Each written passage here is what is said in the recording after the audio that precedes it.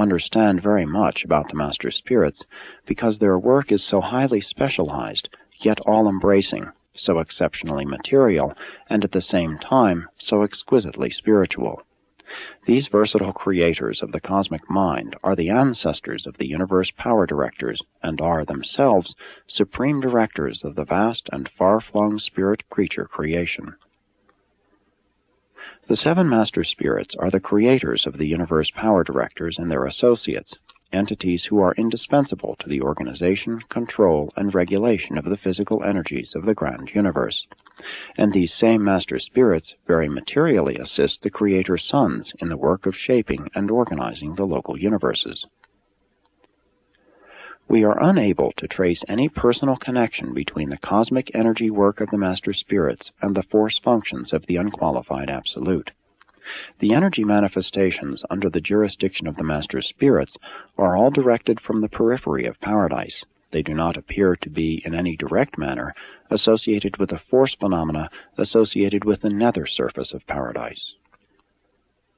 Unquestionably, when we encounter the functional activities of the various Urantia power supervisors, we are face to face with certain of the unrevealed activities of the Master Spirits.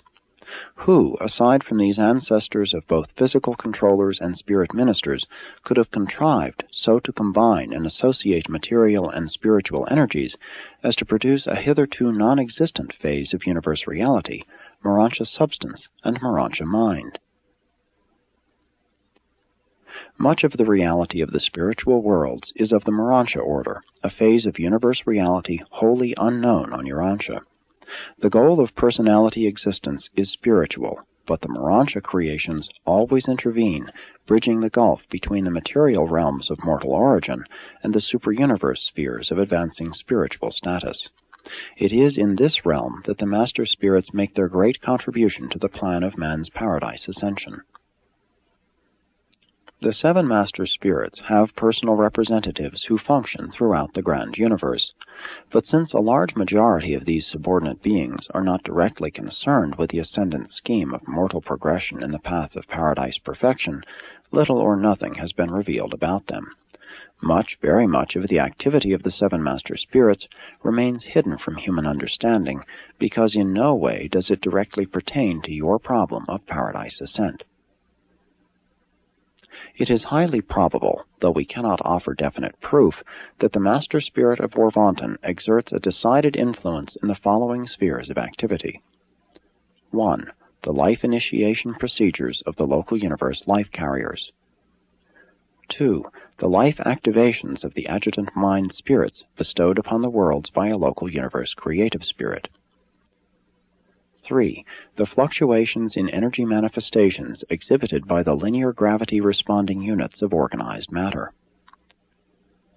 4. The behavior of emergent energy when fully liberated from the grasp of the unqualified Absolute, thus becoming responsive to the direct influence of linear gravity and to the manipulations of the universe power directors and their associates.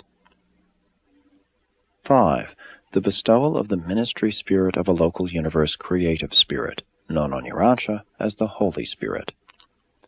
6. The subsequent bestowal of the spirit of the bestowal sons, on Urantia called the Comforter, or the Spirit of Truth. 7. The reflectivity mechanism of the local universes and the super-universe. Many features connected with this extraordinary phenomenon can hardly be reasonably explained or rationally understood without postulating the activity of the Master Spirits in association with the conjoint actor and the Supreme Being. Notwithstanding our failure adequately to comprehend the manifold workings of the seven Master Spirits, we are confident there are two realms in the vast range of universe activities with which they have nothing whatever to do: the bestowal and ministry of the thought adjusters and the inscrutable functions of the unqualified Absolute. 5. Relation to creatures. Each segment of the grand universe, each individual universe and world, enjoys the benefits of the united counsel and wisdom of all seven Master Spirits, but receives the personal touch and tinge of only one. And the personal nature of each Master Spirit entirely pervades and uniquely conditions his super-universe. Through this personal influence of the seven master spirits, every creature of every order of intelligent beings outside of Paradise and Havona must bear the characteristic stamp of individuality indicative of the ancestral nature of some one of these seven Paradise spirits. As concerns the seven superuniverses, each native creature, man or angel, will forever bear this badge of natal identification.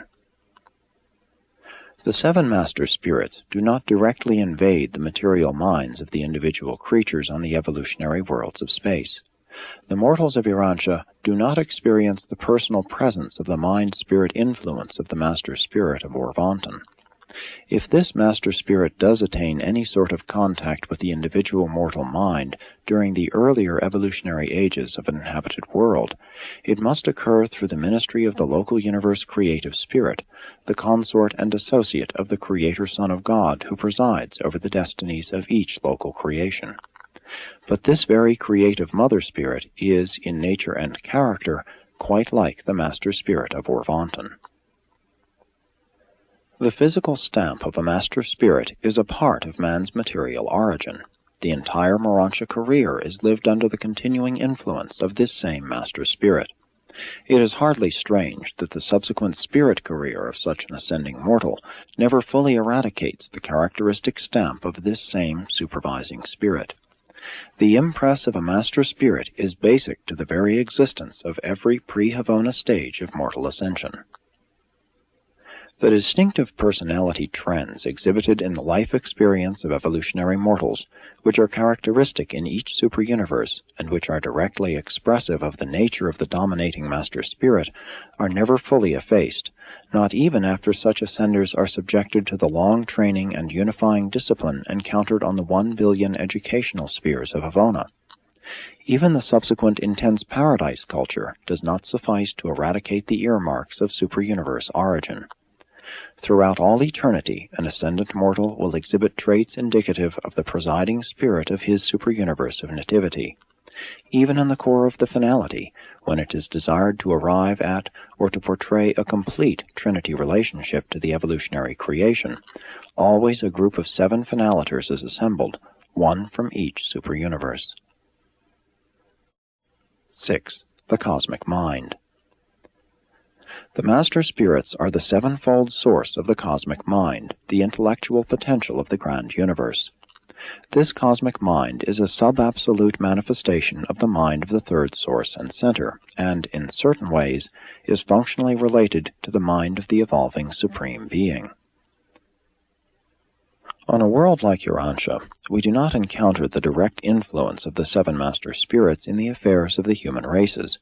You live under the immediate influence of the creative spirit of Nebadon. Nevertheless, these same master spirits dominate the basic reactions of all creature mind because they are the actual sources of the intellectual and spiritual potentials which have been specialized in the local universes for function in the lives of those individuals who inhabit the evolutionary worlds of time and space. The fact of the cosmic mind explains the kinship of various types of human and superhuman minds. Not only are kindred spirits attracted to each other, but kindred minds are also very fraternal and inclined towards cooperation the one with the other. Human minds are sometimes observed to be running in channels of astonishing similarity and inexplicable agreement. There exists in all personality associations of the cosmic mind a quality which might be denominated the reality response.